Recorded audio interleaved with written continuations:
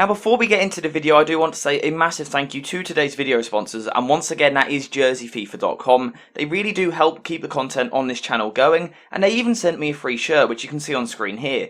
And as you can see, I got the new Manchester United home kit, and genuinely the kit really is top quality. I highly recommend their product. So make sure to get in a link in the description down below, and now if you use code JerseyFifa at checkout, you'll get 10% off your order. You get a great football shirt, and you help support the channel, which I really do appreciate massively. Hey guys, welcome back to the AJ Analysis channel, where today we are back covering a Manchester United game, and this time it was in the Europa League against Omonia, and I want to talk about some of the things we learned during the game, some of the patterns I noticed, certain players that played well, players that played poorly, but let's get the elephant in the room addressed. What on earth happened for this corner? Of course this is a game that United are expected to win, they did go on to do so, but when this moment happened it was like, oh no, flashbacks to a couple of years ago, where this happened against Besiktas, and Demba Ba scored. That is criminal. Before we get on to the rest of the video, this is criminal to be set up like this to defend a corner. Now, don't get me wrong, Sancho makes a mistake on the ball and then Malacia makes a mistake on the ball, but you still can't be this exposed at a corner. I watch a lot of semi-professional football. This doesn't happen at that level. This is the bare basics of football, that you leave a couple of players back for a corner. Hang on, I'm just going to pause there because my dog's going off in the other room. 1 second. Right, I'm back, and yeah, this goal, it can't happen, but fortunately for United, things improved after that. But just that goal alone, it's not okay to happen. But to be fair, even before that, United were the better team. They were on top, as we would expect. And Ten Hag went with a slightly more attacking system than what we've seen in recent weeks. We can see that the lineup was very strong. In terms of personnel, the lineup was quite similar to what we've seen in recent weeks, but the approach, the system was slightly different. So Ronaldo was, of course, the main man up top. Anthony was often holding the width on the right. Sancho often on the left, although I'll come on to that. Bruno Fernandes would push forward, and Eriksen in particular was given more of a bit more creative freedom on the ball than what he has been in recent weeks. I think Ten Hag knew that United would dominate the ball in this game. Centre-back pairing at the back, although it often changed to a back three, and that was where it was a little bit different. So occasionally Malacia would drop in with the back three, and Dalot would push forward and overlap Anthony, allowing Anthony to come inside, and then other times Dalot would tuck in a bit more, Lindelof would come across, Lisandro would come across, and Malacia would push forward, allowing Sancho inside. So that just allowed United to play with a bit more attacking freedom, getting an extra player further forward, being Christian Eriksen. Also, this shift to the back three was important because if not, when you face a front two, if you use two centre-backs, it can be difficult to progress the ball because it's a 2v2 situation. Whereas by changing to a back three, you basically turn it into a 4 in a diamond shape versus the 2. So it allows United to progress the ball. From where Lisandro Martinez was absolutely incredible in this game. Now, people might question that because United conceded 2 goals to a side that they should not concede 2 goals against. But on the ball, he was absolutely incredible. His forward passing through the lines, his performance was remarkable. He was so good on the ball. And I think if he played for any other team in the world, I think he would be labelled as maybe the best ball-playing defender in the world. The issue is he plays for Manchester United and he's short. That's the problem. If he played for Manchester City under Pep Guardiola, I think he'd get a lot more praise than what he does. His passing through the lines was world class. It would be quite difficult to find another centre-back performance this season where there's this many passes through the lines, pushing the team forward, getting the team moving forward. And at times in the first half, he was the only one really doing that. Now, yes, United did still create a few chances, but they just were a little slow on the ball, a few too many touches, and United obviously kicked on in the second half and went on to win, and you might want me to talk about a massive tactical change. Now, yes, there were a couple of changes, but the bigger change was in intensity rather than tactics. So United didn't suddenly change shape in the second half. They just played with a bit more tempo, less touches on the ball, and a bit more direct. Lisandro Martinez was a big part of that. I thought his passing through the lines was genuinely brilliant. In terms of in the first half, this left-hand side wasn't great.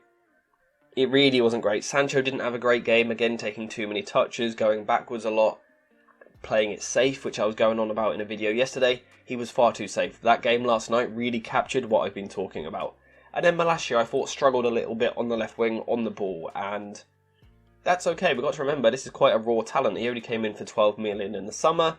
People didn't really know too much about him before, so let's not expect crazy things from him already. But I think he done okay. It wasn't like a disaster class, but room for improvement. And then at half time we saw Malacia come off for Luke Shaw and Sancho off for Rashford, and this did just bring a new intensity to United on the ball. Shaw suddenly looked much more composed with his passing, picking players out into the feet of Ronaldo, Bruno Fernandes, Marcus Rashford, and Rashford just brought a new directness to the pitch, and his impact, His impact was brilliant.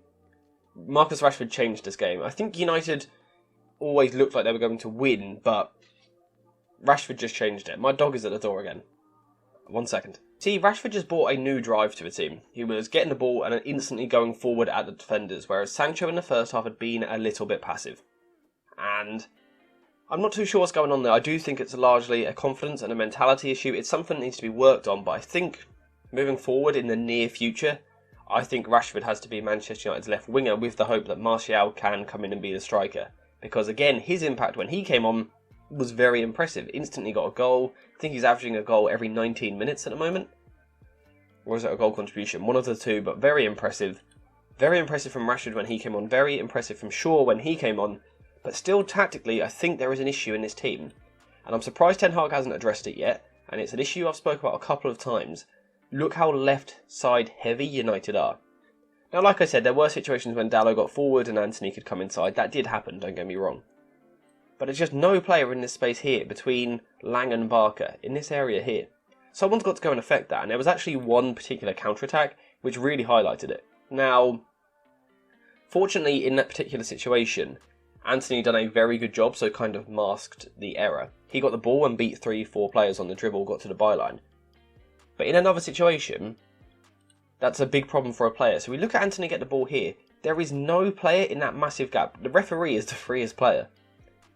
Like, if you look at this gap between Antony and the referee, how is there not a Manchester United player in that gap? Bruno Fernandes or Ronaldo, someone has to be dropping into there. Now, on this particular occasion, you can see just above me, Bruno Fernandes has just made the run in behind. But that means Ronaldo then has to come short into this space. He has to do that. That is something that Martial brings to this team that no one else does. Now, Ronaldo does do it at times, but maybe just on this particular occasion he was tired, he was just kind of getting his energy back a little bit. But someone has to go fill that gap. Antony has such an easy pass here, and then suddenly that player can turn and then really drive at the defence with the ball. That doesn't happen at the moment, and I'm not sure why. I think on the left side it would, whether because there's Sancho who can play in that hole, there's Bruno Fernandes, there's different players, Christian Eriksen even gets there. On the right hand side it isn't happening, and I think United need to address that, because at the moment it's a bit like this, and Antony gets a little bit starved of the ball at times. Now, I think it's okay against a back four, even, because Antony can be used more as an isolation winger in the switch. Against a back five, that's a little more difficult, especially when the underlapping run is then lacking from someone else. So, I think that's a tactical tweak that needs to happen. I think we need to see someone moving over there. In terms of speaking on Ronaldo up front, I'm aware this is a bit of a jumbled up video. I think he had a good game. Now, he's getting a lot of criticism online because he did miss a lot of chances. He missed a lot of chances, but I think at the same time, a lot of those chances he created for himself. He created chances for others. He was linking the play to an extent. I know I've just been talking about it on this situation, but in general he linked the play reasonably well, more so to the left side. It was just one of those nights where the ball doesn't go in the back of the net. I saw Tony Kroos talking about it for Real Madrid the other night. You just seem to get those games for some reason where the ball just doesn't go in. And it feels like one of those nights where it's just going to go wrong. And I think Ronaldo had one of those nights. He needs a goal, he clearly does. He needs that boost of a goal. He does look very frustrated. But this wasn't a bad performance by any means. In terms of looking ahead to the weekend to Manchester United play Everton, I'm not sure who I would go for up front in that game. Or I should say, I'm not sure who Ten Hag will go for. Rashford's been up front in recent weeks. He offers the pace and behind. Ronaldo is more of that box threat, we know that. But then Martial seems to be a bit more of a complete package. He has got the energy to go in behind, but he's also brilliant at the link play, and he is a threat in the box at the moment. So it'll be interesting to see what Ten Hag goes for. But in terms of this game, like I said, there isn't a ton to talk about. This is a slightly shorter video because this is a game that you expect United to win. I thought it was good to see United in a more attacking shape in this 3-1 rather than a 2-3. Of course, that is one less player building possession. So I thought that was good to see, and I think it's something that United can use more in these sorts of games. Hopefully they do that moving forward. But I still think there is a balance issue with someone needs to move to the right-hand side slightly.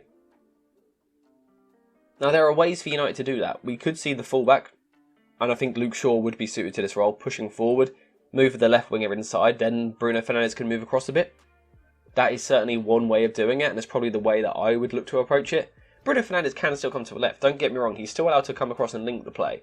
But occasionally he needs to go to the right. Because if it's Ronaldo up front, we know that he likes to drift to the left slightly more, because he's been a left winger in the past. If it's Rashford up front, we know that he likes to drift to the left-hand side, because he is a left winger. If it's Martial up front, we know he likes to drift to the left-hand side, because he's played as a left inside forward before. Someone needs to start doing it from the right-hand side. Because if not, United do have this imbalance. Like I said, against a back four, it can work. Because if we put the defence in more like this shape, you can use Antony and just stay out there and we'll switch the ball to you and you're going to get at this man. Whereas with a wing-back, that's much more difficult because you've got the wing-back and then the centre-back to take on. So it doesn't really work as well. So, weird game for United, but it was always going to be a weird game because they weren't exactly playing the best team in the world. No offence, they put on a good game, but United were always going to win this football match, I think. You'd probably agree, right, in the comments? I think United were always going to win this game. It was more of a case of how they played. And I understand some fans are quite frustrated because it was only 3-2, people were expecting a bigger margin and they conceded sloppy goals. But at the same time, United did create a lot of chances in this game. We had Antony's chance in the first half where he tries to square it. That's an easy goal, Antony should shoot. We had Ronaldo had a tap in and he hit the post. We had Rashford try to square it for Ronaldo. Rashford misplaced the pass. Like, the chances were there. United could easily have scored 6. And then, in terms of defensively, the goals they conceded, they were errors. So, I wouldn't look into it too much, the fact that it was 3-2. This wasn't a close game. In terms of chance creation, Manchester United absolutely battered them. Now, that's not me going over the top and saying, oh, let's praise United, because they should have done that. That was the bare minimum to do that. That's why it's a bit of a weird game, but I thought you guys would still want me to cover it. Overall, United played pretty well. They got the result they needed, desperately trying to get top of the group so we don't have to play extra fixtures in February. Job done, I guess. Moving on to the Everton game. Let me know if you want to see that video in the comments down below. Let me know some other Manchester United-based videos you'd like to see in the comments. There's going to be some more parts on the Scouting for United series coming early next week. Loads of content on the way, especially once my throat and my voice is a little bit better. In the meantime, I really appreciate your support on the channel, the kind words in the comments, and yeah, that's pretty much that for today. Thank you guys for watching, I hope you enjoyed the video, and I'll see you in the next one.